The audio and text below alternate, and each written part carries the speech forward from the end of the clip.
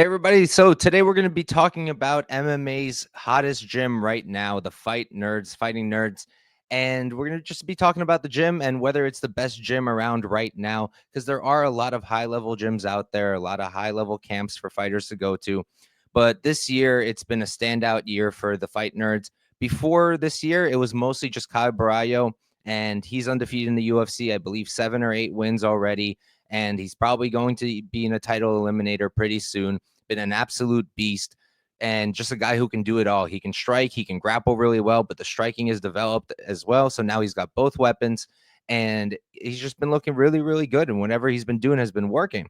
And then this year, we started meeting more and more of these guys, right? We had Bruna Brazil last year as well. And at first, she didn't seem so great. And then she came against Molly McCann and just whooped on her. Looked fantastic.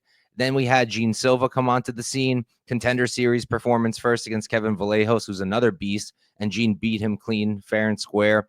And then he comes out there, knocks out Weston Wilson, then he knocks out Charles Jourdain, which isn't easy to do. And then he comes out there and he finishes Drew Dober at lightweight on short notice up a weight class.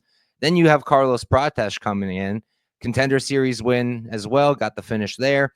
Then he comes in, he knocks out, I'm blanking on who it was first, but he knocked out Trevin Giles. He knocked out the Leech, and then he came out and had the main event recently against Neil Magny, and he knocked him out as well. Just looking like an absolute animal, elite striker, guy who smokes cigarettes but still seems to have a good gas tank, and just a really elite fighter. And then who else do we have? We have Jean Silva, Carlos Prates, Caio Borralho, and Mauricio Ruffy, who's fighting this very weekend for UFC 309, and another guy who's just an absolute beast. He came on to the Contender Series. He fought against Khabib Nurmagomedov's training partner, Islam's training partner, and it was a good fight. The guy was also a pretty high-level fighter. It was a close fight, and Ruffy was low-key losing, but then towards the end, he got a late finish just with 20 seconds left on the clock, and he was able to get that contract. And then he comes in and he fights Jamie Malarkey and just butchers him. The whole fight, just super clean performance. He did that little leg lock trip thing. That was really cool. Didn't really do anything with it.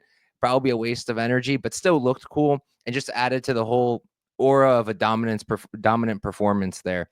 And now he's fighting this weekend. He's going to be fighting James Longtop. That's going to be a really good matchup. For my breakdown for that, just to check out my live stream that went live yesterday where I broke down all of the fights. And yeah, now comparing the gyms and comparing the guys coming out of them, I mean, there's American Top Team, which is still producing top talent. There's Kill Cliff, which has been producing top talent, but none of them really stand out. Team Alpha Male kind of faded back. Elevation, we don't really hear about them anymore. I'm not even sure that camp is still a camp. I think it might have split up a little bit.